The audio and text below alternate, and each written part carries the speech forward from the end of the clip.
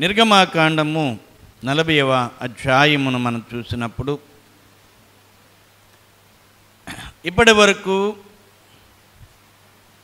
ఇశ్రాయేలీయులు ప్రత్యక్ష గుడారమునకు కావలసిన వాటన్నిటినీ కూడా వారు నిర్మిస్తూ వచ్చారు, తయారు చేస్తూ వచ్చారు.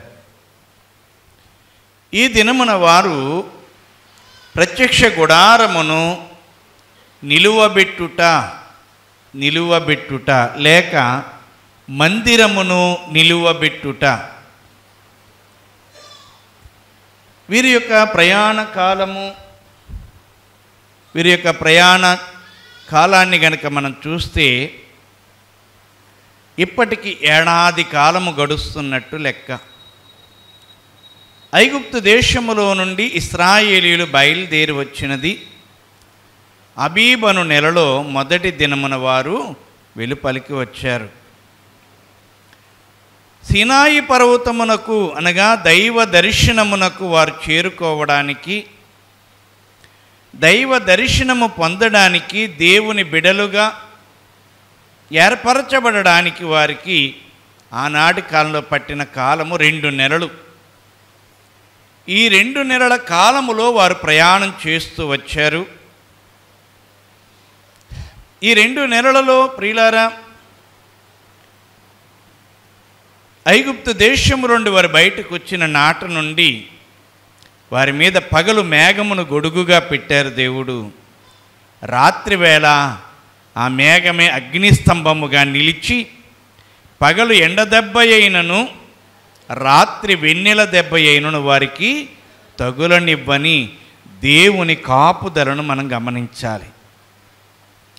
దేవుడు తన ప్రజలను ఎంత ప్రేమిస్తున్నారో, అనగా నిన్ను, నన్ను, నీ కుటుంబమును, నా కుటుంబమును ఆయన ఎంతగా ప్రేమిస్తున్నారో అనే సంగతిని ప్రతివారు కూడా గ్రహించవలసినటువంటి వారం.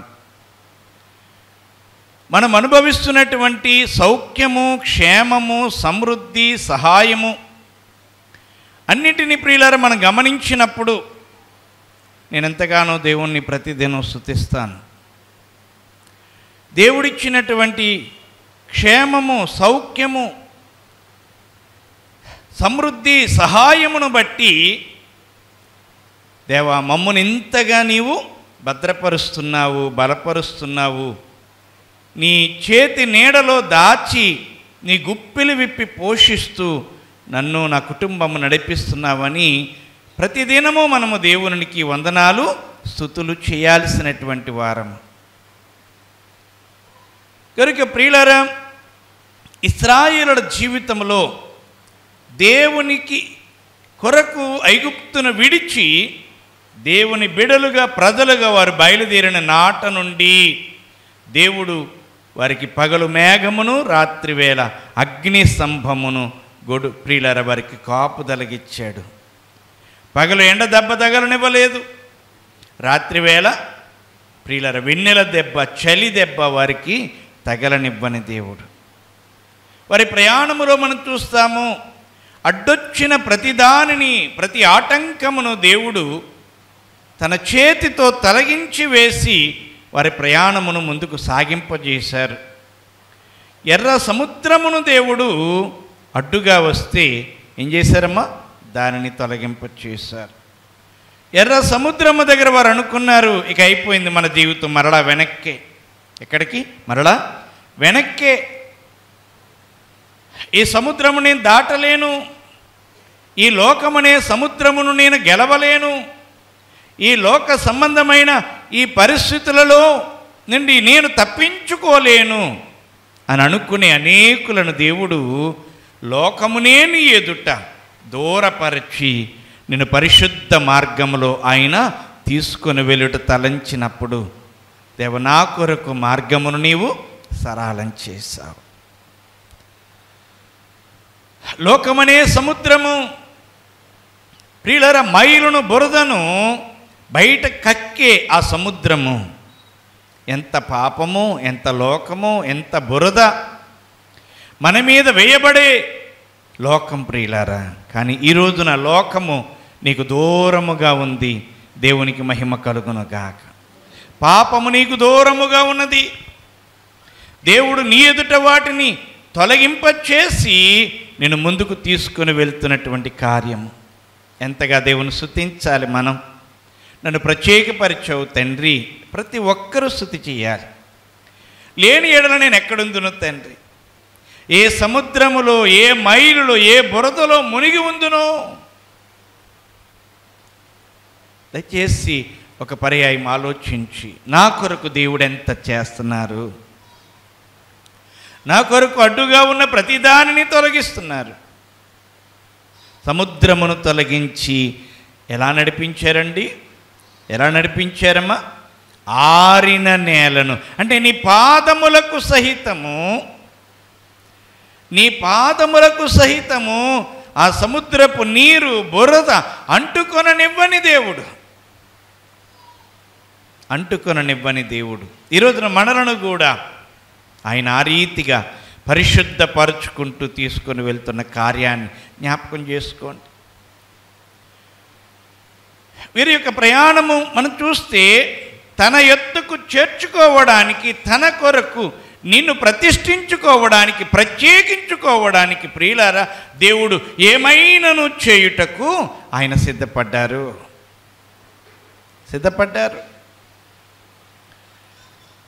కనుక మనం అనుకునే వాళ్ళము, దేవునికి నేను చాలా దూరము, దేవునికి నాకు అసలు సహవాసము కుదరదు అనుకున్నటువంటి వారమే అందరము. ఈ పాపమును నేను విడిచిపెట్టలేను, ఈ బలహీనతను నేను విడిచిపెట్టలేను, ఈ భయోగ్యతను నేను లేవలేను, నేను బలహీనురాలని అని ఎన్ని పర్యాయములు అనుకుని ఉన్నామో. కానీ ఈ రోజున దేవుడు నిన్నెంత బలపరిచి, నువ్వు బలహీనుడవే, కానీ ఆయన బలము చేత నిన్ను ముందుకు తీసుకుని వెళ్తున్న కార్యం. ఎర్ర సముద్రమును దాటింపజేసిన దేవుడు వారి జీవితంలో ఎదురైన చేదు, మారా వంటి చేదు వారికి ఎదురైనప్పుడు మా ప్రియులరా ఆ చేదును దేవుడు మధురముగా మార్చిన కార్యం అండి. గమనించాలి ప్రియులరా, మన జీవితాలలో పేదరికము తొలగించునాయన, అప్పులు తొలగించునాయన అని కోరేవారు ఉంటారు. అప్పులు ఎక్కడ తొలగిపోతాయి? పేదరికం ఎప్పుడు తొలగిపోతుంది? ప్రియమైన వారులారా గమనించండి, ఆ చేదు నీరులో చేదు తీసేస్తే ఎలా ఉంటుందంటే చప్పగా ఉంటుంది. ఎలా ఉంటుందమ్మా? కానీ దేవుడు ఎలా మార్చాడమ్మా? మధురముగా మార్చాడు. త్రాగలేని నీరు కోరి త్రాగేటట్లుగా మార్చాడు. మన జీవితాలను కూడా వినండి ప్రియులారా, అప్పుల నుండి విడిపించుము, పేదరికము నుండి విడిపించుమనంటే అప్పంతా తీరిపోద్దండి. చాలా మీకు పేదరికం అంతా పోద్ది. చాలా అంటే అర్థం ఏంటంటే రూపాయి అప్పు ఉండదు, రూపాయి డబ్బు ఉండదు. చాలా చెప్పాలి. సంతోషంగా ఉంటారా? అమ్మాయి అప్పులన్నీ తీరిపోయి అనుకుంటారా? ఏమండి, అది మాట సప్పగా ఉంటుంది. ఆ స్థితి ఎలా ఉంటుంది? సప్పగా ఉంటుంది. గారికి ఏం కావాలట? మధురము కావాలి అని అంటే మనము ఐశ్వర్యవంతులము కావాలి. దేవునికి మహిమ కలుగును గాక. అప్పుడు మధురంగా ఉంటుంది. అప్పులు తీరిపోయినా ఆనందంగా ఉండదు. ఆనందంగా ఉంటుందా? ఆనందంగా ఉండదు. ఏం కావాలి అని అంటే నేను ఆశీర్వదింపబడాలి, ఐశ్వర్యములోనికి వెళ్ళాలి. అది మధురము. నన్ను, నా జీవితాన్ని దేవుడు ఏం చేశాడు? మధురము చేశాడు. కనుక ఏమని అడగాలి మనం? నన్ను ఐశ్వర్యవంతునిగా చేయండి నాయనా. ఐశ్వర్యవంతుడైతే ఎన్ని అప్పులను తీరుస్తాడా? నన్ను ఆశీర్వదించండి, నన్ను ఐశ్వర్యవంతునిగా చేయండి, మధురమైన జీవితంలోనికి నన్ను నడిపించండి, మధురమైన జీవితంలోనికి నడిపించండి. కనుక మన జీవితాలలో ఎదురయ్యే చేదు విషయంలో మనం దేవుణ్ణి సరిగా అడగాలి. కానీ అందరూ ఎంత బాగా అడుగుతారంటే అప్పులు తీర్చేయని ఆయన అంటారు, అంతే. ఏమంతే కదండి, చెప్పాలి. మేము అలాగే అడుగుతున్నాను, ఆయన మాకున్న అప్పులన్నీ తీర్చేయని ఆయన అంటున్నాం. కానీ ఈరోజు దేవుడు వాక్యం ద్వారా మీతో మాతో కూడా మాట్లాడుతున్నారు. ఏం అడగాలి? నన్ను ఐశ్వర్యవంతునిగా చేయండి.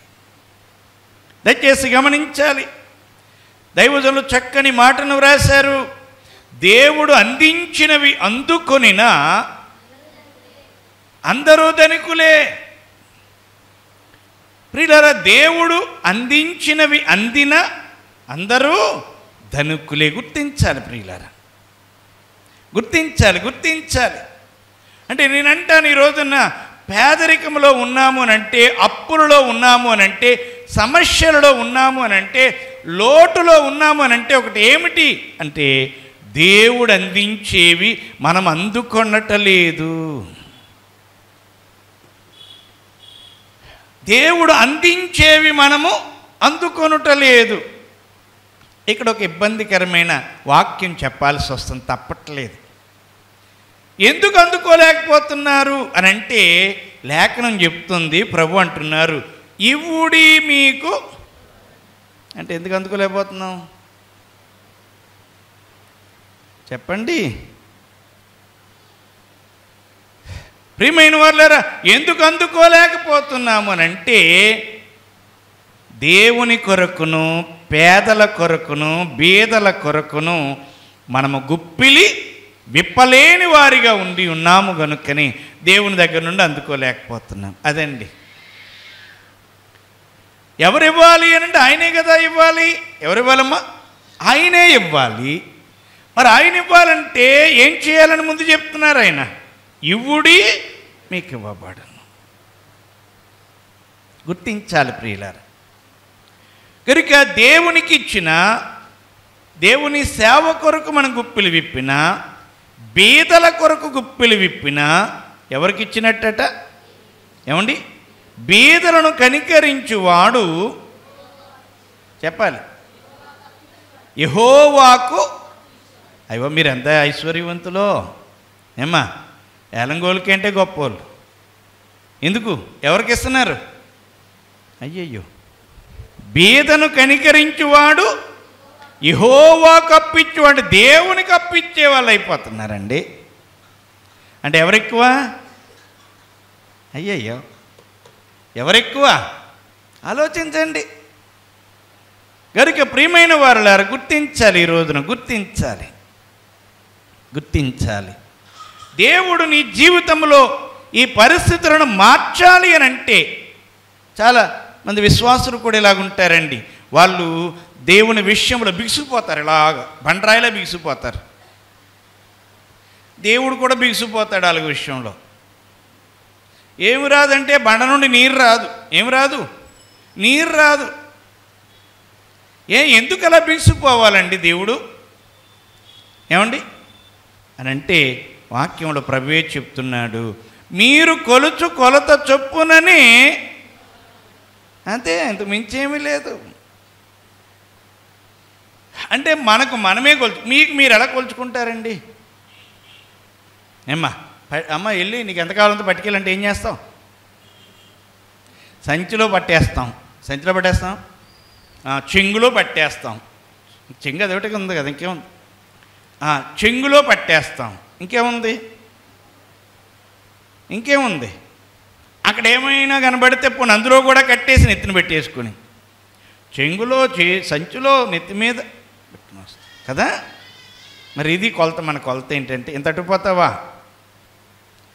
గుర్తించాలి. ప్రియమైన వాళ్ళరా, అలాగున దేవుని విషయములో, పేదల విషయములో, బీదల విషయములో మన గుప్పులు విప్పేవారికి ఉండాలండి. చాలామంది ఇది నేర్చుకోరు. ఎప్పుడు ఎదరోళ్ళు తినేస్తూ ఉంటారు. ఎదరోళ్ళు తినేసే కొలది ఉన్నది పోతుంటుంది. మనం ఒకళ్ళు తినేస్తూ ఉంటే ఇంకొకరు వచ్చి మళ్ళీ తినేస్తూ ఉంటారు. వింటున్నారండి? మనం ఒకరు తినేస్తూ ఉంటాం, మరొకరు వచ్చి మళ్ళీ తినేస్తూ ఉంటారు. గుర్తుపెట్టుకోండి. కనుక జీవితములను దేవుడు మధురముగా మార్చే దేవుడు, అనగా ఆశీర్వదింపబడిన కుటుంబంగా దేవుడు నిన్ను నన్ను చేయడానికే ఆయన పిలిచాడు. ప్రియులారా, ప్రతి క్రైస్తవుడు కూడా అన్యులు నిన్ను చూచి నన్ను చూచి ఏమనాలట?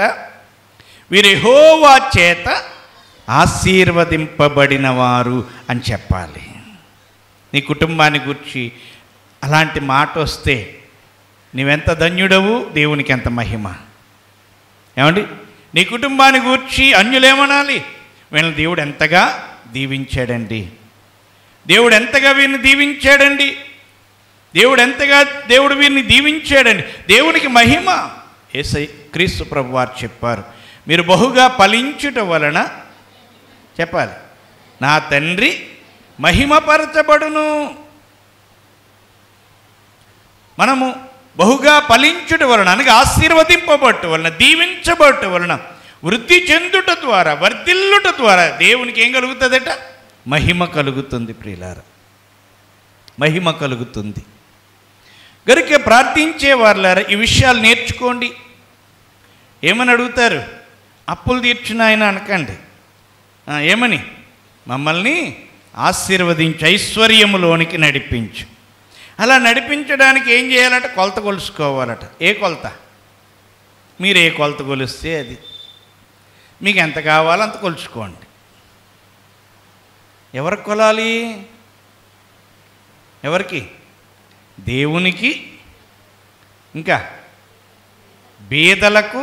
వింటున్నారా? వీళ్ళిద్దరు కనబడుతున్నారు.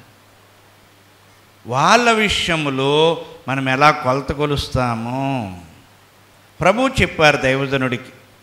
నీ ధనము నీకే కాదు, నిను గని దేహి అనువారికిని. మన డబ్బులట మనొక్కలకే కాదట, ఆ టైంకి నీ దగ్గరికి వచ్చి చేయి చాపే వాళ్ళకి కూడా. చెప్పండి, చేయి చాపే వాళ్ళంటే సహాయము కోరేవారికి, సహాయము కోరేవారికి కూడా చెందుతుంది.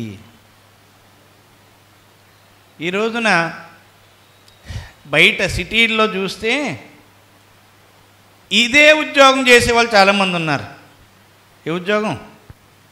శుభ్రంగా పొద్దుటే లేవడం, స్నానం చేయడం, ఇస్త్రీ బట్టలు వేసుకోవడం. ఏ బట్టలు? శుభ్రంగా గడ్డం గీసుకోవడం, శుభ్రంగా తయారై ఇస్త్రీ బట్టలు వేసుకొని సంచి చేత పట్టుకొని తయారై ఇదే మొదలు.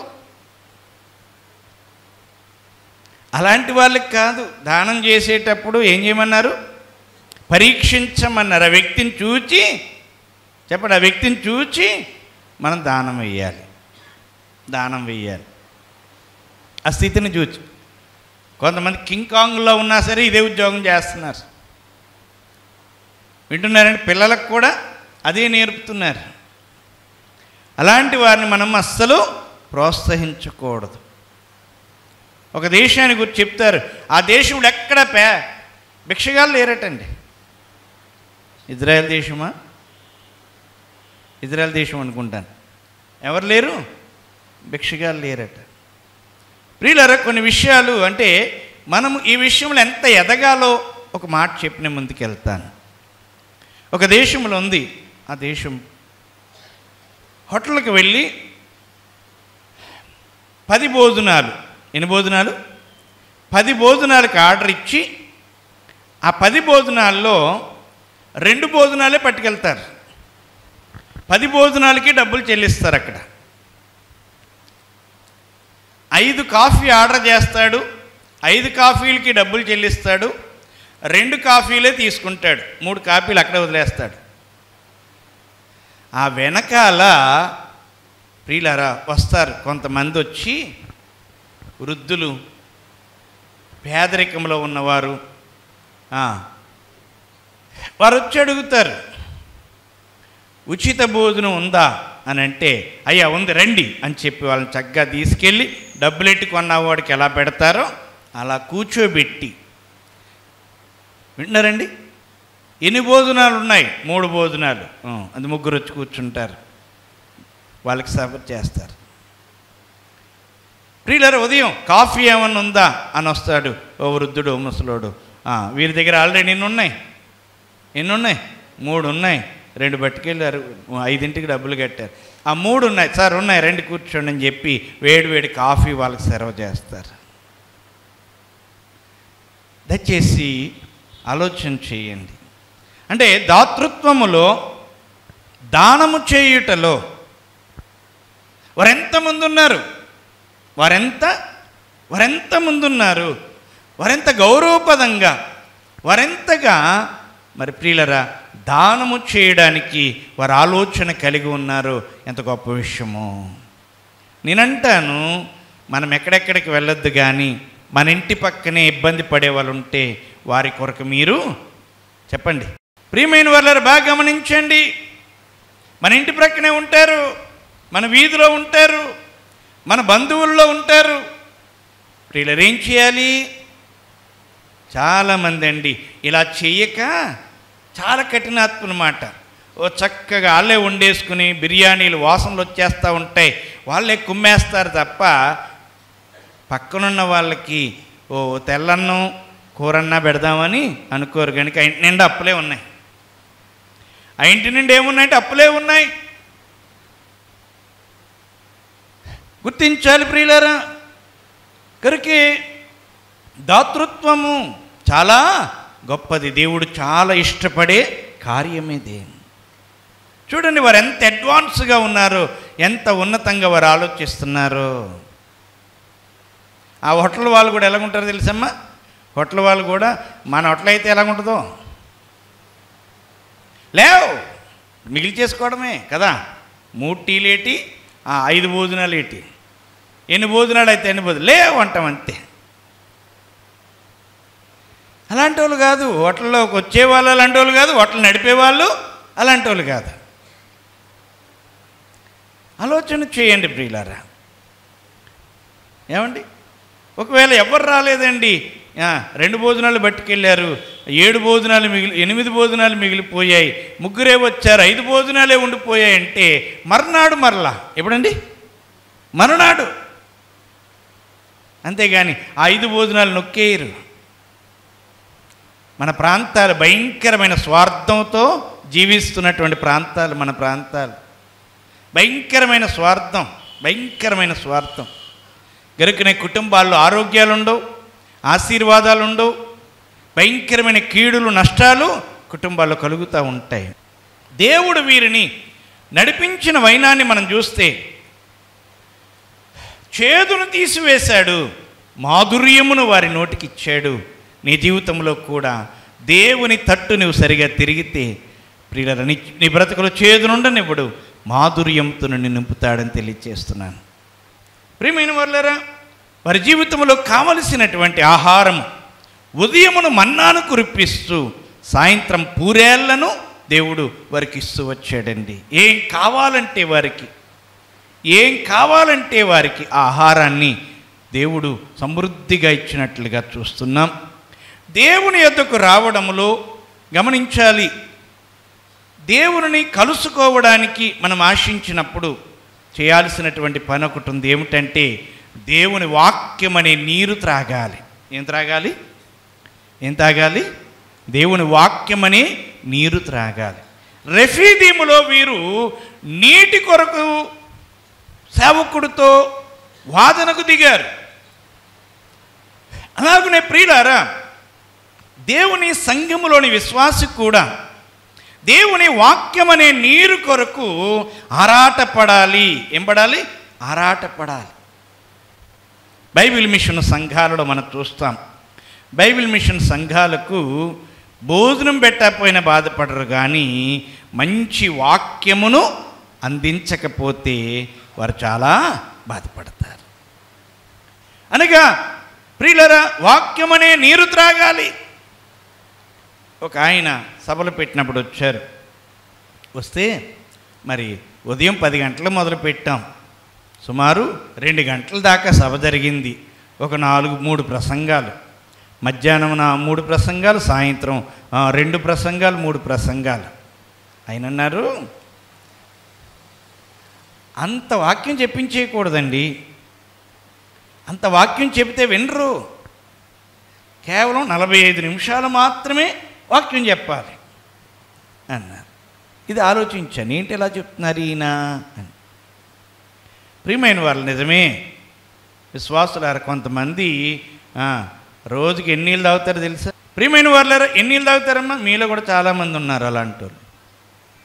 గుక్కుని నీళ్ళు తాగే వాళ్ళు ఉన్నారా ఏమో రోజుకి? ప్రియమైన వాళ్ళారా, ఎంతమంది ఉన్నారు గుక్కుని నీళ్ళు తాగే వాళ్ళు? చేయొద్దండి, ఎత్తరు ఏంటి? గుక్కు నీళ్ళు సరిపోతాయి కదా? సరిపోతాయి, నీరు పెట్టేస్తారు మళ్ళా కదా. రోజుకి గ్లాసు నీళ్ళే తాగేవాళ్ళు చాలామంది ఉంటారు, చేయత్తట్లేదు. ఏమండి, రోజుకి ఎన్ని నీళ్ళు తాగాలట? 3 లీటర్ల నీళ్ళు తాగాలంట. మనం ఎండాకాలంలోనే తాగుతాం, ఏ కాలంలోనూ తాగం. ప్రియులారా, అలాగునే ఆత్మీయ జీవితానికి కావలసినటువంటి వాక్యం అనే నీరు ఎంత తాగుతాము అని అంటే మనం అలవాటు చేసుకున్న దాన్ని బట్టి ఉంటుంది.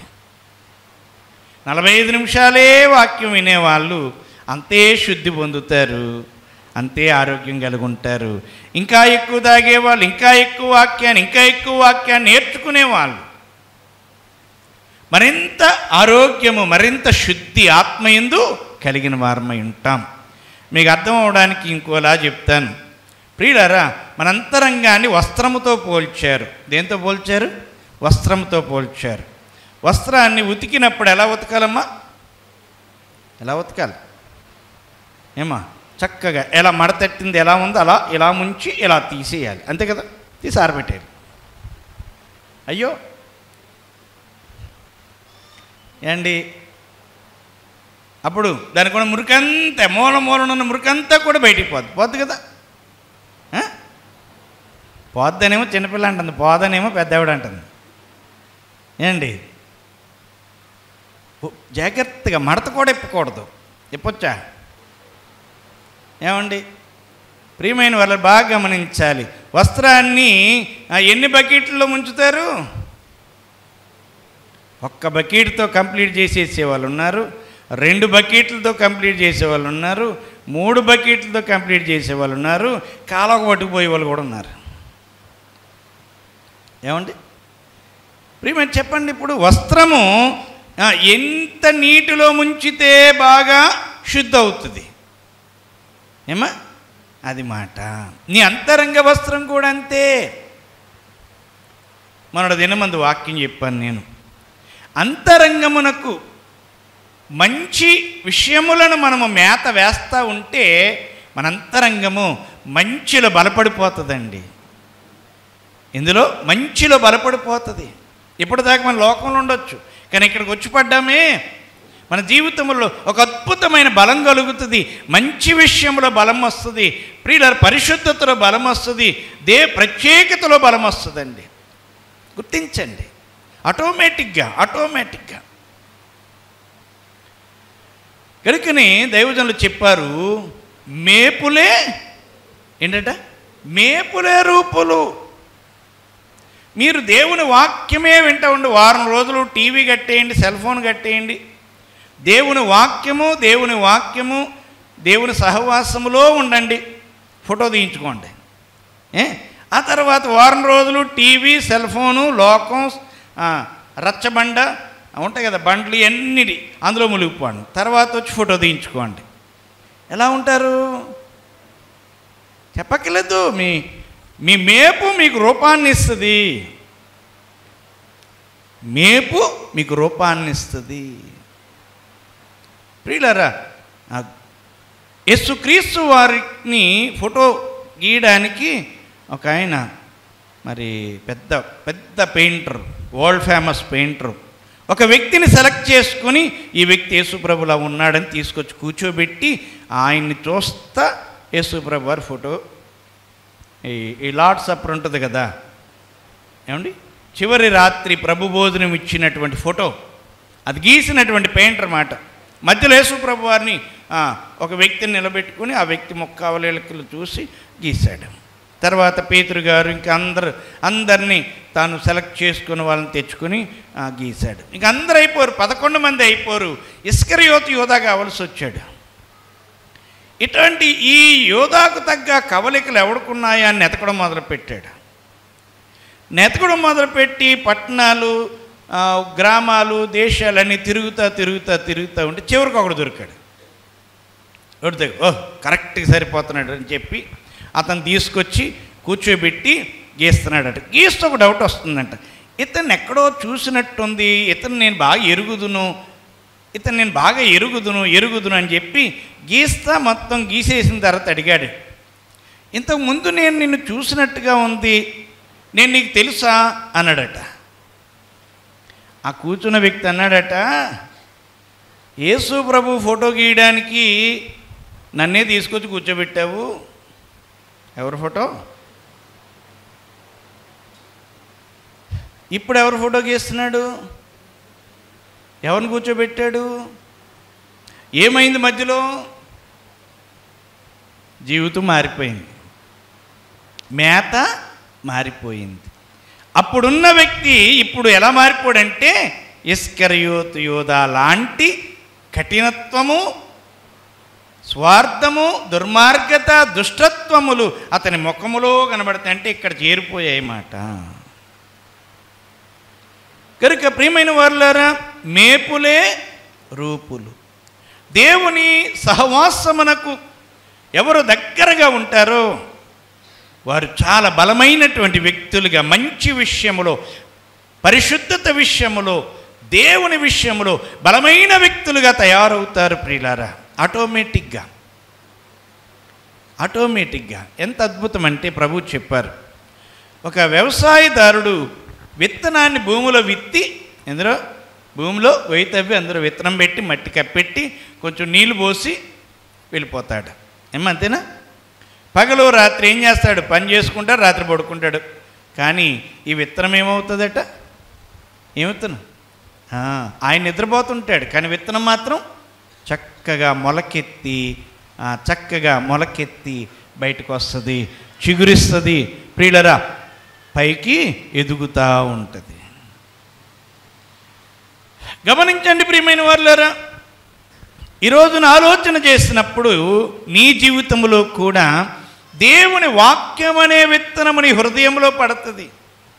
దేవుని వాక్యం అనే విత్తనం నీ హృదయంలో ఉంటే నీవు ఉంచుకుంటావు, వింటావు, భద్రపరుచుకుంటావు.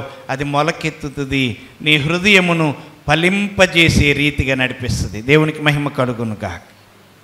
నువ్వెంత వాక్యాన్ని హృదయంలో చేర్చుకున్నావో, ఎంత వాక్యాన్ని నీవు ఇష్టపడి నీ హృదయంలో దాచుకున్నావో, ఆ వాక్యం ఊరికే ఉండదు, అది మొలకెత్తుతుంది ప్రియులారా. అది మొలకెత్తుతుంది. అది మొలకెత్తి నీ జీవితమును ఆశీర్వాదకరంగా చేస్తుంది. మంచిలో ఇంత బలం వచ్చింది ఏంటి నాకు అనుకుంటావు. ఇంత బలం కలిగింది భావినండమ్మా. ఆ మొక్క ఎదుగుతూ ఏమవుతుందట? ఎదుగుతూ ఆకులు వేస్తూ పువ్వులు పూస్తూ తదుపరి వచ్చేదేంటి? కాయలు, ఫలములు. అంటే నీ బ్రతుకులో మంచి పనులు ఎన్నో చేయడం మొదలు పెడతావట. నీ చేత మంచి పనులెన్నో నేను చేయించుచున్నాను, నీ చేత మంచి పను చున్నాను. ఈ చిత్రముని కేమియు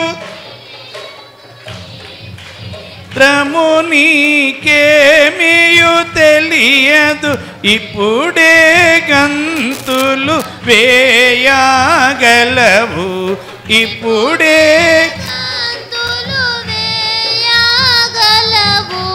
మనో విచారము కూడదు నీకు, మహిమ తలంపులే కావలెను. ప్రియమైన వారలారా, ఇశ్రాయేలుల జీవితంలో దేవుని వాక్యము కొరకు, మరి వాక్యం అనే నీటి కొరకు వారు ఆరాటపడ్డారు, త్రాగారు సమృద్ధిగా. ఇప్పుడు ఏ ఫలమో తెలుసా? అద్భుతమైన కార్యం ఏమిటంటే అమాలేకీయులతో వారు యుద్ధము చేయుటకు నడుము కట్టుకొని యుద్ధ సన్నద్ధులై ముందుకెళ్ళారండి. ఎవరు దేవుని వాక్యం అనే నీరు బాగుగా త్రాగుతారో వారు విశ్వాసికి శత్రువైన అపవాదితో, లోకముతో, పాపముతో వారు ఏం చేస్తారు? యుద్ధము చేస్తారు. దాక్కోరు, భయపడరు, బెదరరు, జంకరు. దేవుని వాక్యమును ఎవరైతే తమ హృదయం అంతటిలో నింపుకుంటారో వారు బలమైన బలవంతులుగా వారు నిలుస్తారు. కనుకని వారు యుద్ధమాడతారు, అపవాదిని వారు గెలుస్తారు. ప్రియులారా, అపవాదిని వారు గెలుస్తారు. ఈ రోజున నీవు దేవుని వాక్యముతో నీ హృదయమును నింపుకుంటున్నావో లేదో. కొంతమంది రక్షింపబడిన వారైనప్పటికీ వారి హృదయమును ఆయా విషయాలతో నింపుకుంటారు. లోకపు విషయాలతో, వారి సంగతులు, వీరి సంగతులు, అసూయతో, ద్వేషముతో, ఇలాంటి విషయాలతో నింపుకుంటారు. అలాంటివే ఇష్టం వాళ్ళకి. కనుక వారు సాతానును ఓడించలేరు, వారు లోకాన్ని గెలవలేరు. వింటున్నారా? కనుక మన హృదయాలు దేవుని వాక్యం అనే నీరు నింపితే మన హృదయం చెడుగంతా కొట్టుకుపోద్దటండి. ఏమొద్దమ్మా? దుష్టత్వం ఉంటే అది కొట్టుకుపోద్ది. గట్టిగా చెప్పకూడదాం ప్రియులారా. మన హృదయములలో ఉండకూడనివి ఏవైనా సరే దేవుని వాక్య ఖడ్గము ఎదుట నిలవలేవు. మనలో దుష్టత్వం ఉంది, దాన్ని వదలలేము. కానీ వాక్యపు అనే నీరు త్రాగో, ఆటోమేటిక్గా కొట్టుకుపోద్దండి. అసూయ ఉంటుంది, వాక్యం అనే నీరు త్రాగండి, ఆ అసూయ కొట్టుకుపోతుంది. నీ హృదయము మంచి నేలగా తయారవుతుంది. మన ప్రాంతాలు, డెల్టా ప్రాంతాలు బాగా పంటలు పండుతాయి. కారణం ఏంటి? కారణం ఏంటమ్మా? నీరు పుష్కలంగా ప్రవహిస్తుంది కనుక. విన్నారండి? నీరు పుష్కలంగా ప్రవహిస్తుంది కనుక పంటలు బాగా పండుతాయి. మన హృదయం కూడా అంతే. మంచి పంటలు ఫలించే హృదయంగా మారాలి అంటే వాక్యం అనే నీరు, మన సొంత జ్ఞానం అనే నీరు ఉంచకండి. ఏమండి? లోకం నేర్పే జ్ఞానం అనే నీరు ఉంచకండి. వాక్యం అనే నీరు నీ హృదయంలో ప్రవహించనివ్వండి. నీ హృదయంలో అద్భుతమైన శక్తి కలుగుతుంది, సారం కలుగుతుంది. బలమైన మంచి కార్యాలు చేయగలిగిన బలవంతుడు అయిపోతామండి. పూర్వం మనకు బలం ఉండదు, కానీ వాక్యం అనే నీరు త్రాగే కొలది బలవంతులు అవుతారు. ఎటువంటి పాపమునైనా లోకమునైనా గెలవగలిగిన వారు అవుతారు, గెలవగలిగిన వారు అవుతారు. చూడండి, మరి ఎండిన నేలలో ఉన్న కలుపు మొక్కని పీకుదామంటే రాదు కదండి, తెగిపోద్ది. కానీ నీటితో నింపేయండి, ఆ నేలంతా నీటితో నిండిపోతే 2 రోజుల తర్వాత వెళ్ళి ఆ మొక్కని ఇలా పట్టుకుంటే, ఏమ్మా, ఆ మొక్కని ఇలా పట్టుకున్నామనుకోండి, ఎలా వచ్చేస్తుంది? ఏమంటే మెత్తని ఆ మట్టిలో వేళ్లతో సహా అలాగ పైకి వచ్చేస్తుంది. దేవుని స్తోత్రం. అయితే ఎండిన నేల, నోరు తెరిచిన నేలలో ఉన్న మొక్క వస్తుందా? రాదు. పైన ఆకులు మాత్రమే తెగుతాయి. మన హృదయం కూడా అలాంటిదే. మనలో ఉండే బలమైనటువంటి బలహీనతలు దేవుని వాక్యం అనే నీటితో నిండిపోతే మనలో ఉన్న బలమైన బలహీనతలు కూడా సులువుగా ప్రియుల బయటికి వచ్చేస్తాయి. దేవునికి మహిమ కలుగును గాక. వాక్యం అనే నీరు త్రాగని వారికి బలం ఉండదండి. గుర్తించండి. శత్రువులను ప్రేమించండి అన్నారు. ఎవరిని ప్రేమించాలట? అనేది మామూలు విషయమా? చెప్పాలి. మిత్రులనే ప్రేమించలేము, బంధువులనే ప్రేమించలేము. ఇప్పుడు ఎవరిని ప్రేమించాలంట? శత్రువులను ప్రేమించడం అంటే ఏం చేయాలి? ఎంత విషయం ఇది! సాధ్యమా? చెప్పాలి. సాధ్యమా? అందరూ అలాగుండిపోయారు. ఏమండి, సాధ్యమా? అది దేవునికి సాధ్యం కానీ మనకు సాధ్యం కాదు కదా. దేవునికి సమస్తము సాధ్యము, మనకి ఇది మాత్రం అసాధ్యము. అమ్మలారా, చెప్పరే, మాట్లాడరే? ఏమండి, ఏం చేయాలట? చెప్పాలి. కొంతమంది మనకు శత్రువులు అంటే ఎవరు? మనకు శత్రువులు అంటే ఎవరంటే పెద్ద ఎవరో ఉండరు. ఏదో మన పట్ల ఏదో పొరపాటు చేసుంటారు, తప్పిదం చేసుంటారు. వాళ్ళని ఇంక మనం ఇలా చూస్తుంటాం. అంతేనండి? అంతేనా? ఇంకేమైనా చేస్తుంటాం. మనకి నష్టం కలిగించారు, మనకి నష్టం కలిగించారు, మనల్ని బాధ పెట్టారు కనుక మన మనసు నిండా వాళ్ళ మీద ఇలాగే ఉంటుంది. మనం ఎప్పుడో చెప్పాను కదా, గన్నట్టుకుని ఉంటాం. ఏమని? ఆ ఇంటి మీద కాకి వాలిందా పేలు చేసామని టప్. ఏమండి మరి ఈ గన్ను వదిలేయాలంటే, ఈ షూటింగ్ మానేయాలంటే ఏం చేయాలి? దేవుని వాక్యమని నీరు బాగా త్రాగితే గన్ను వదిలేస్తావు, షూటింగ్ వదిలేస్తావు, అన్నీ వదిలేస్తావు. దేవుని స్తోత్రం. గుర్తించుకోండి దయచేసి. నీ హృదయంలో పోవట్లేదు అని అంటే నువ్వు త్రాగాల్సినంత నీరు త్రాగట్లేదు, నీ హృదయమును వాక్యము చేత నింపుకోవట్లేదు. ఎఫెసీ పత్రిక 5వ అధ్యాయంలో ప్రభు చెబుతున్నటువంటి మాట ఏమిటి అని అంటే, సంఘమును ఉదక స్నానము చేత, ఏ స్నానమట? ఉదక స్నానము చేత ఏం చేయిస్తున్నాడు ఆయన? స్నానం చేయిస్తున్నారటండి. నేనేమో నీళ్ళు త్రాగడమే చెప్తున్నాను, కానీ ఆయన ఏం చేయిస్తున్నారు? స్నానం అంటే కదా, లోపట బయట అంతటా దేవుని వాక్యమనే నీటితో ప్రియులారా శుద్ధి చేయబడుట, శుద్ధి చేయబడుట. ఎఫెసీయులకు రాసిన పత్రిక 5వ అధ్యాయం 27వ వచనంలో మనం చూస్తాం, అటువలే క్రీస్తు కూడా సంఘమును ప్రేమించి అది కలంకమైనను ముడతైనను అటుది మరి ఏదైనను లేక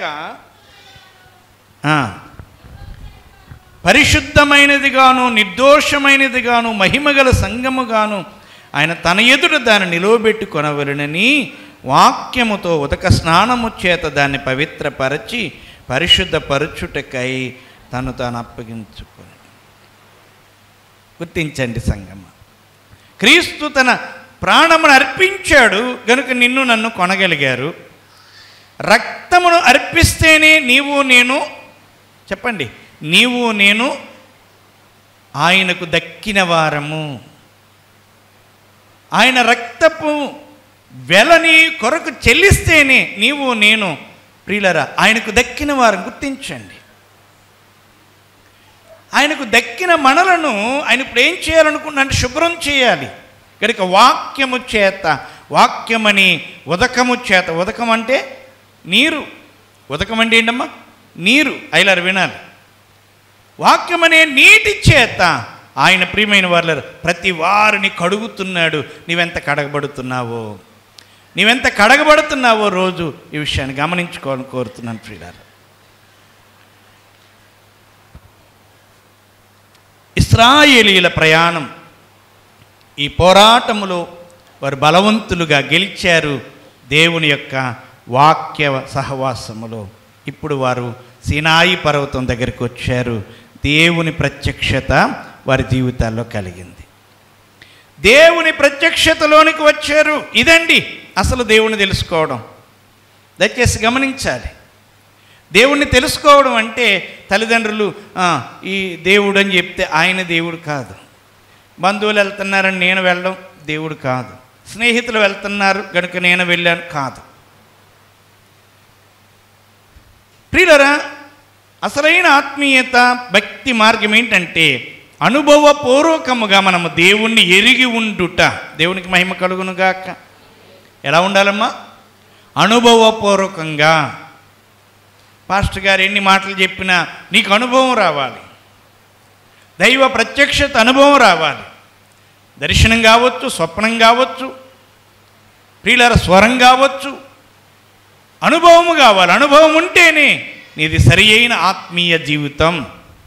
కనుకనే అట్టే భాగ్యం ఇవ్వడానికే దేవుడు ఇశ్రాయేలులందరి కన్నుల ఎదుట సీనాయి పర్వతం మీదకి ఆయన దిగి వచ్చేశాడు. దేవునికి మహిమ కలుగునుగాక. ఎంతగా దేవుడు ఆ ప్రజలను తన కొరకు ప్రత్యేకించుకోవాలనుకుంటున్నాడు. ఏమోనండి, దేవుడు ఎవరో నాకు తెలియదండి అని ఎవరు అనకూడదు. నేను దేవుణ్ణి ఎరగనండి అని ఎవరు అనకూడదు. అయిలారు వినాలి. ఒక అతిశయం ఏంటంటే మా సంఘంలో ఉన్న ప్రతి వ్యక్తి దైవిక అనుభవాలు కలిగిన వారే తప్ప లేని వారెవరు లేరండి. నేను కోరేది అదే. నన్ను కాదు చూడడం, వాళ్ళు దేవుణ్ణి కలుసుకోవాలి, వారు దేవుని ఎరిగిన వారు అవ్వాలి, వారు దేవుని ఎరిగిన వారుగా ఉండాలి. అంతవరకే నా బాధ్యత. వారిని దేవుని ఎరిగిన వారిగా చేస్తే తర్వాత వారు దేవుడు దేవునికి మహిమ కలుగునుగా.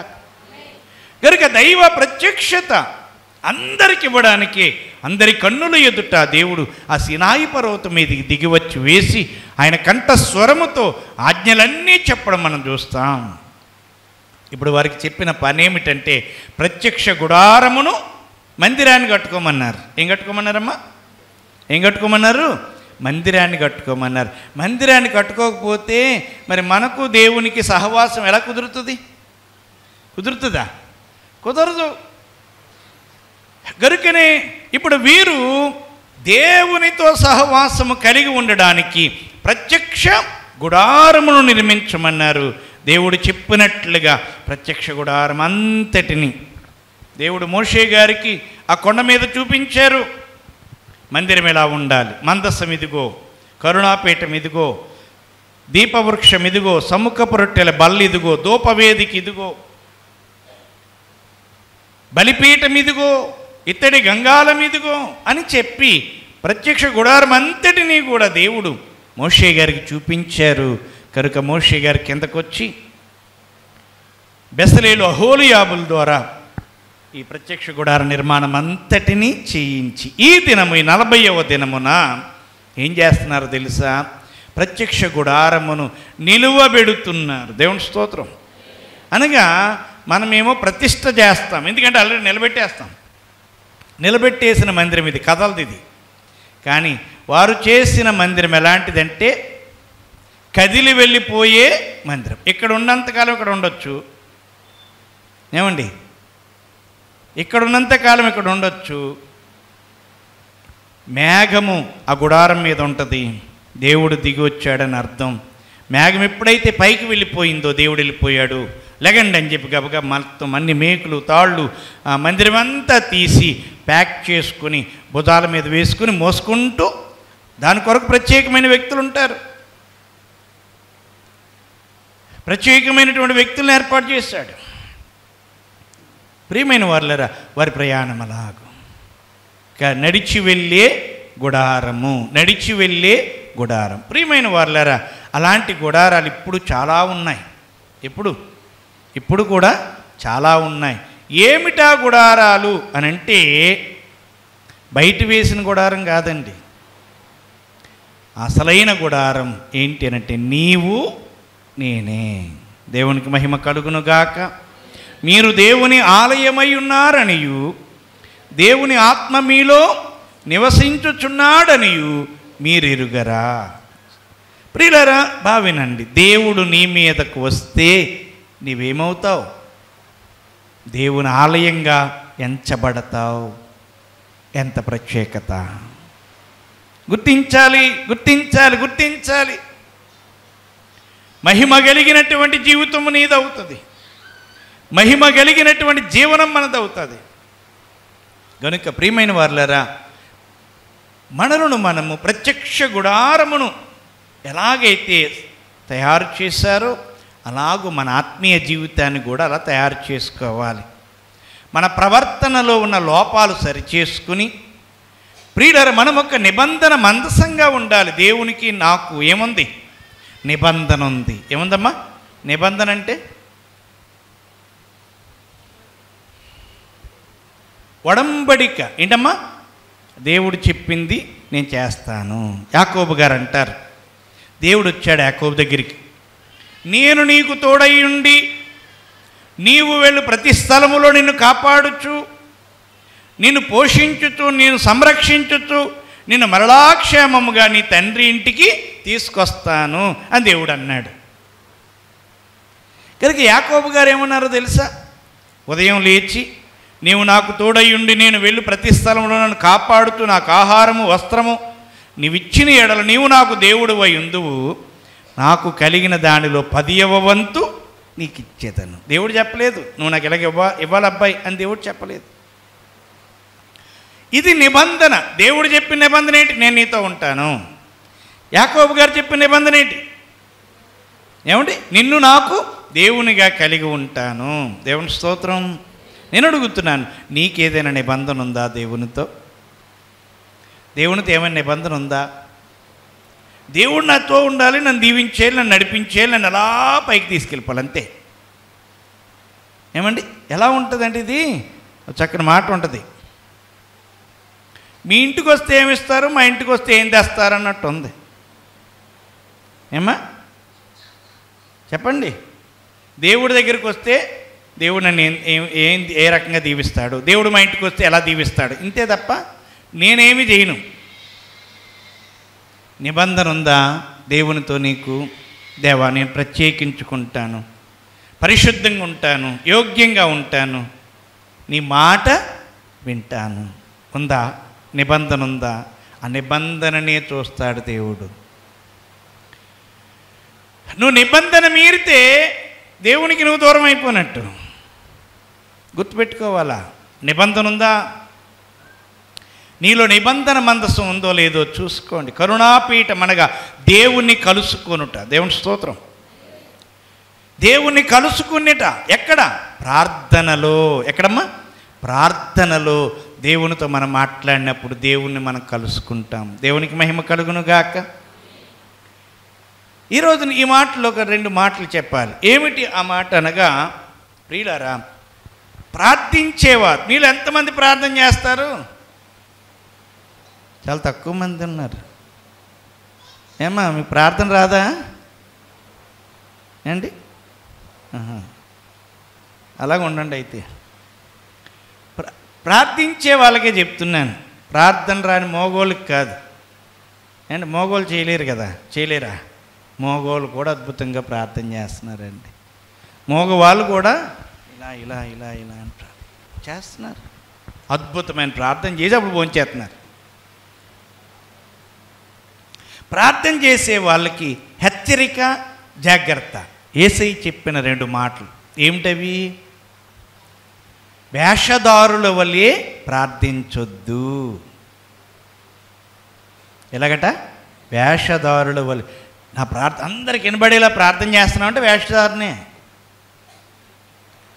ఏమండి, అందరికి వినబడేలా మనం ప్రార్థన చేస్తున్నామంటే వేషధారునే. రెండోది, వ్యర్థమైన మాటలను వచింపవద్దు అన్నారు. కానీ ఒక అయ్యగారు ఈ విషయాలు చెప్తున్నాడు, ఎక్కువ వ్యర్థమైన మాటలు ప్రార్థనలోనే వచ్చేస్తున్నాయి, చూసుకోండి అన్నారు. విన్నారా? ఒక మనిషి దగ్గర కూడా అలా మాట్లాడడం మనం. ఎందుకంటే ఒకటి ఇస్తారని. ఏమండి, మనం ఏదో మాట్లాడుతున్నాం అనుకోండి, ఎదరోడు ఏం చేస్తాడు? ఏటి ఊరికైనా ఏదో సోదా అని చెప్పి వేసి కొడతాడు ఒకటి. అవునా? గుర్తుపెట్టుకోండి. దేవుడు కొట్టరు కనుక ఏమండి గుర్తుపెట్టుకోండి. ఎలా మాట్లాడాలి? చాలా జాగ్రత్తగా చెప్పే 2 మాటలు చెప్పు, 100 మాటలు వద్దు. అందుకే వ్యర్థమైన మాటలను ఎవరు చెప్పారు మీ సలహా? అయ్యో, ప్రభువే మత్తయి సువార్త 6వ అధ్యాయంలో చెప్పారు కదా. వద్దండి, మీకు తెలీదా? వ్యర్థమైన మాటలను వచింపవద్దు. నువ్వు గంట ప్రార్థన చేయక్కర్లేదు, 10 నిమిషాలే ప్రార్థన చేయి. సరి అయిన మాటలతో సరిగా మాట్లాడు, మిగిలిన టైం కనిపెట్టుకో. కనుక ప్రార్థనలో ప్రభువుని మనము కలుసుకునే సమయం, కరుణాపీఠము కలిగి ఉండుట. అంటే దేవుని వైపు చూడరు చాలామంది. దైవజనులు దేవదాసయ్య గారు మనకు నేర్పిన చక్కని విషయం ఏంటంటే, ప్రార్థన చేసిన తర్వాత ఆమేనని వెళ్ళిపోతారు. అలా వెళ్ళకూడదు. కొంత సమయం దేవునికి ఇవ్వాలి, కనిపెట్టాలి. పూర్వకాలం నుండి క్రైస్తవ లోకం ఈ కనిపెట్టుటను అలవాటు చేసుకోలేదు. అండ్ అంతసేపు మన గొడవ మనం చెప్పేయడం, ఆమేన్ అని తెలిసి వెళ్ళిపోవడం కాదు. కరుణాపీఠము అనగా ఆ ప్రత్యక్షత కొరకు కొంత సమయాన్ని మనం ఉంచాలి. అందరూ అనుకుంటారు, ఏడా అయ్యగారు ఆమేన్ అన్నారు, ఆశీర్వాదం ఇచ్చారు, మన్నా చెప్పరేట్ అనుకుంటుంటారు.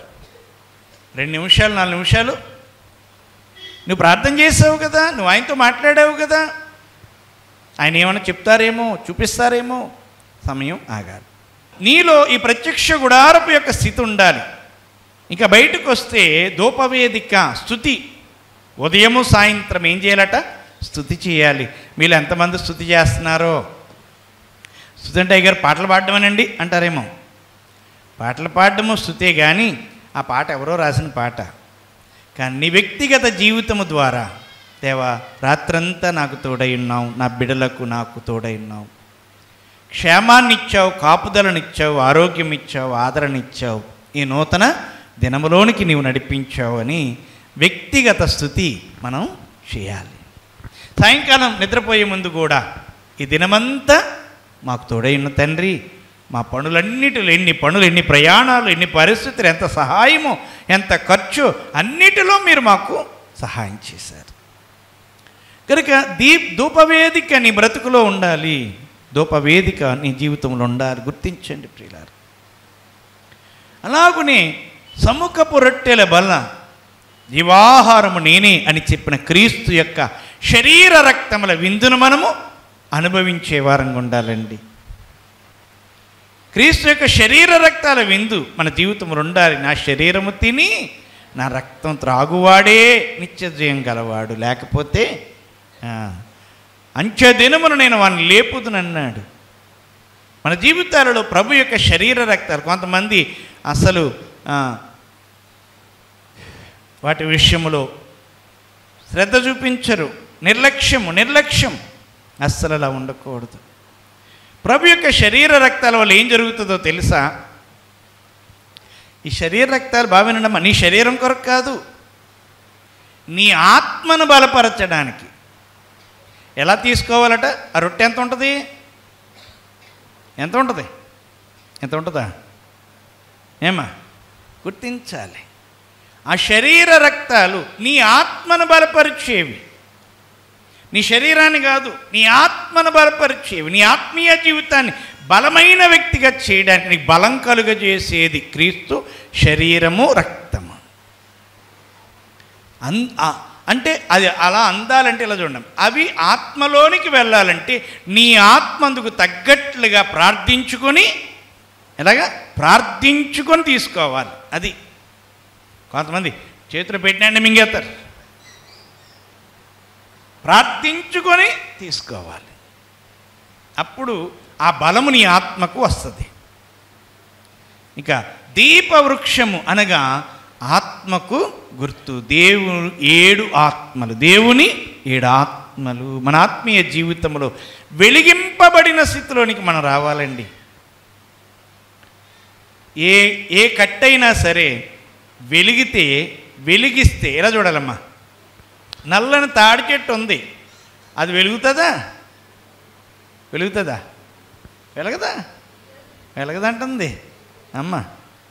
ప్రియులారా బాగా వినండి. మరి ఇప్పుడు మన ఇటకల బట్టీలో పెట్టివన్నీ ఏంటి? ఏమండి? ఏ మొత్తునైనా వెలిగిస్తే అందులో ఏముంది? అగ్ని ఉంది. దేవుని స్తోత్రం. నీలో కూడా ఏముంది? అగ్ని ఉంది. గుర్తుపెట్టుకోవాలి. అవి నేనండి, నేను కాదండి, నేను పనికిరానండి అంటారు. తుమ్మ మొత్తునైనా, ఇంకే చెట్టు అయినా, అడవి చెట్టు అయినా సరే, ఏదైనా సరే, ఎలాంటి చెట్టు అయినా సరే వెలిగిస్తే ఏమిస్తుందమ్మా? వేడినిస్తుంది, వెలుగునిస్తుంది, శక్తినిస్తుంది. మనం కూడా వెలిగింపబడితే మనలో ఉన్న వెలుగు బయటకు వస్తుంది. గట్టిగా చెప్పలు కూడా దేవుని మహిమపరచండి. తెలివిని కలిగించు నన్ను,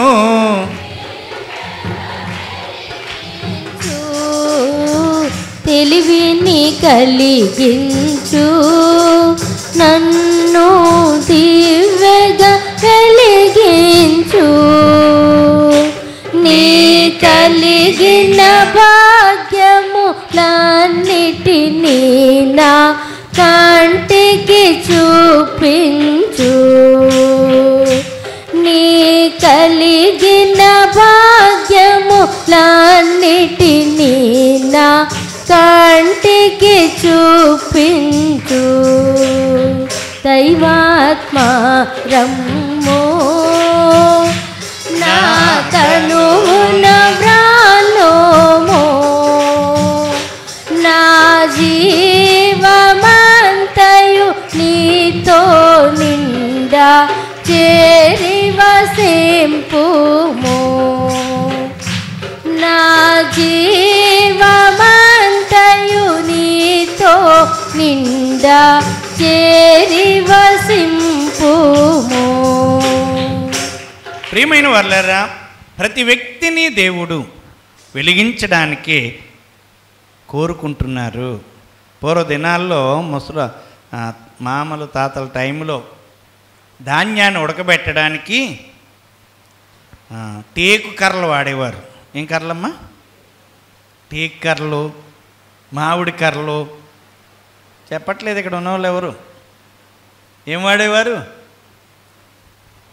అంటి తోటలోకి వెళ్ళి, తెలుసా మీకన్నీ బాగా ముసలోండి కదా, అందుకని దగ్గర ఉన్నాయి, మీ దగ్గర ఏం కనపడవు, మరి ఏం చేయండి నేను.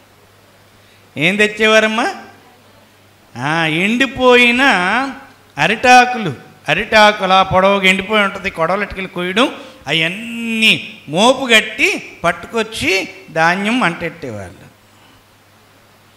తీగ చెట్లు కాదు ఏమ్మా, అంటే పనికి రానిదిగా కనబడే ఎండిపోయిన ఆకులో కూడా ఏముంది చెప్పండి? అగ్ని ఉంది. నువ్వు అనుకోవచ్చు నేను ఎండిపోయిన ఆకులు అంటూ నేను ఎందుకు పనికిరాని వాడిని అని అనుకుంటుంటారు చాలామంది. కానీ దేవుని చేతిలో పడితే నీళ్ళెంత అగ్నుందో బయటకు వస్తుంది. కనుక వెలిగించకపోతే టేకు కొమ్మైనా సరే మట్టిలో కలిసిపోయి ఏమైపోద్దమ్మా? మట్టి అయిపోద్ది అవదా? అయిపోద్ది. నువ్వు కాల్చినా మట్టిలో కలుస్తుంది బూడిదయ్యి, కాల్చకపోయినా మట్టిలో కలిసిపోద్ది. కానీ ఒకటే తేడేంటి? దానిలో ఉన్న వెలుగు బయటికి రాకుండా పోయింది. నీ జీవితంలో నీవు చెందవలసిన మార్పు, ప్రక్షాళన, పరిశుద్ధత, పవిత్రతలోనికి రాకుండా నువ్వు మట్టిలోకి వెళ్ళిపోకూడదు. దయచేసి గమనించాలి. నీవు దేవుని చేత దర్శింపబడితే నీలో ఉన్న ప్రకాశత బయటకు వస్తుంది. నీ అంతరంగము, నీ ఆత్మ దీపమై ప్రకాశిస్తుంది. అది వెలిగింపబడిన జీవితం. గుర్తించాలని కోరుతున్నాను ప్రియులారా. కనుక ప్రతి వారు కోరుకోవాలి. కనుక ఇది ప్రత్యక్ష గుడారంలోని వస్తువులు. ఇక బయటకు వస్తే బయట గంగాళం ఉంటుంది ప్రియులారా. దేవుని వాక్యం అనే నీరుతో నీ కాళ్ళు చేతులు కడుక్కొనుట, మన జీవితాలను శుభ్రం చేసుకొనుట. అక్కడే కనబడుతుంది ఇత్తడి బలిపీఠము, యేసుక్రీస్తు వారి యొక్క శిలువ బలిపీఠము. కనుక లోనికి వెళ్ళే వ్యక్తి శిలువ దగ్గరికి వెళ్ళి అక్కడ నుండి వాక్యములోనికి, అక్కడ నుండి దేవుని శరీర రక్తాలు, ఆత్మాభిషేకము, ప్రియుల ధూపవేదిక, స్తుతి, తదుపరి ముందుకు వెళ్తూ నిబంధన మందసంగా దేవునితో సహవాసము కలిగిన వారంగా మనం ఉండాలి. ఇది ప్రత్యక్ష గుడారము యొక్క వివరణ. నీలో నాలో ఉండవలసినటువంటి స్థితి. ఈ రోజున మోషే గారు ప్రత్యక్ష గుడారం అంతటిని నిలవబెట్టారు. దానిలో ఉన్న ప్రతి వస్తువును అభిషేక తైలంతో అభిషేకించారు. అహరోనును ఆయన కుమారులను తీసుకుని వచ్చి యాజక వస్త్రాలు ధరింపచేసి అహరోనుకు మరి ఏ పోదును ధరింపజేసి పాగా మీద పరిశుద్ధ కిరీటమును పెట్టి ఆయనను తల మీద తైలం పోసి అభిషేకిస్తే ఆయన తలం మీద నుండి గెడ్డము మీదుగా అంగి అంచు వరకు ఆ పరిమళ తైలం దిగజారింది.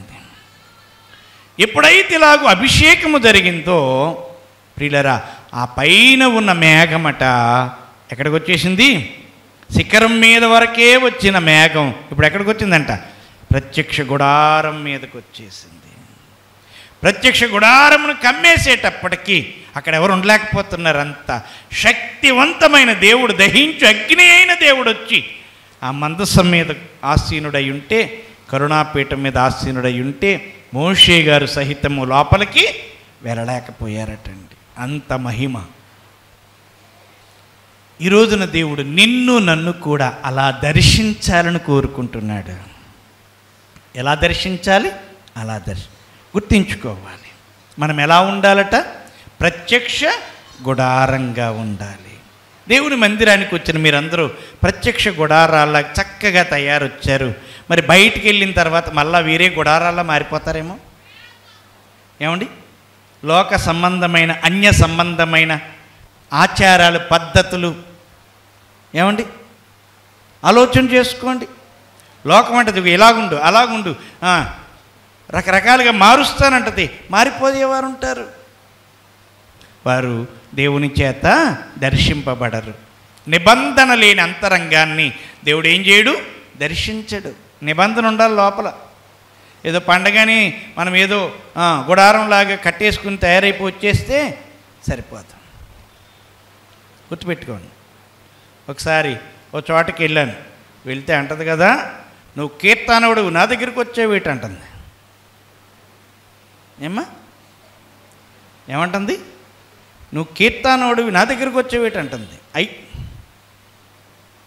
ప్రియమైన వాళ్ళని గమనించాలి, లోపల మనం ఏంటో దేవునికి తెలుసు, దెయ్యానికి కూడా తెలుసు. విన్నారా? అప్పటికి ఇంకా నేను రక్షణ పొందలేదు, అసలు దేవుని మందిరానికి వెళ్ళేవాడిని కాదు. కానీ నేను ఎవరెవరు తెలుసట, నేను ఎవరో ఏంటో కూడా ఎవరు తెలుసు? దెయ్యానికి తెలుసు. విన్నారా? జాగ్రత్త జాగ్రత్త జాగ్రత్త. నిబంధన లేని అంతరంగాన్ని దేవుడు ఏం చేయడు? లక్ష్య పెట్టడని తెలియచేస్తూ, దేవుడు మిమ్మల్ని తన ఆత్మతో అభిషేకించి బలపరచును గాక. ఆత్మను పొందితే తైలాభిషేకం పొందినప్పుడు బాగా వినడమ్మా, బాగా వినండి, మీకు బాధ్యత ఉంది. చాలాసార్లు చెప్తున్నా ప్రతి సంవత్సరం. తైలం పోయించుకున్న తరువాత నువ్వు ఇంటికి వెళ్ళి ప్రతిరోజు ప్రార్థించాలి. నాయన, తైలం నా తల మీద పడింది, నీ ఆత్మ నా అంతరంగంలో పడాలి. ఎక్కడ పడాలి? నీ ఆత్మ నా ఆత్మలోకి రావాలి నాయనా అని అడగండి. ఎంతమంది అడుగుతారు? ఎంతమంది అడుగుతారు? ఏమండి, తైలము నా తల మీద పడింది, నీ ఆత్మ నా అంతరంగంలో పడాలయ్యా, నా ఆత్మలో పడాలి తండ్రి అని చెప్పి అడగాలి. విన్నారా? గనుక సౌలు అభిషేకం పొందినప్పుడు, సమూయేలు గారు అభిషేకం చేశారు, చేస్తుంటారు, నీవు వెళ్తూ ఉన్నప్పుడు ప్రవక్తల సమూహం కనబడుతుంది, నువ్వు వారితో కలిసి ప్రకటన చేస్తూ ఉండగా నీకు మారు మనస్సు వస్తుంది. దేవుని స్తోత్రం. విన్నారండి? తైలం పోయించుకుని ప్రార్థన చేసేసుకుని ఇంటికి వెళ్ళిపోయిన మామూలు కూర్చోకండి. ప్రార్థించండి, ప్రార్థించండి. మీ సంఘంలో కలిసి ప్రార్థించండి, సహవాసంలో కలిసి ప్రార్థించండి. ప్రియులారా, అప్పుడు దేవుని ఆత్మ నీ మీదకి దిగుతుంది, నీ మనస్సు మారుతుంది. ప్రియులారా, నీవు దేవుని ఆత్మచేత అభిషేకింపబడిన వాడవై ప్రియులారా నువ్వు బలంగా ప్రకటన చేస్తావు. గుర్తించాలని కోరుతున్నప్పుడు కనుక ప్రార్థన చేసుకుందాం. మోకరించండి, మోకరించండి. పరిశుద్ధుడైన ప్రభువా, మమ్మల్ని ప్రేమించి మాకు అనుగ్రహించిన వాక్యమును బట్టి వందనాలు. ఈ వాక్యము అందరి హృదయములలో అంతరంగములలో మీరు ముద్రించి నాయన బలపరచుమని, తైలాభిషేకముతో పాటు ఆత్మాభిషేకమును అందరికి అనుగ్రహించు మహిమ యేసు నామమున అడుగుచున్నాం తండ్రి.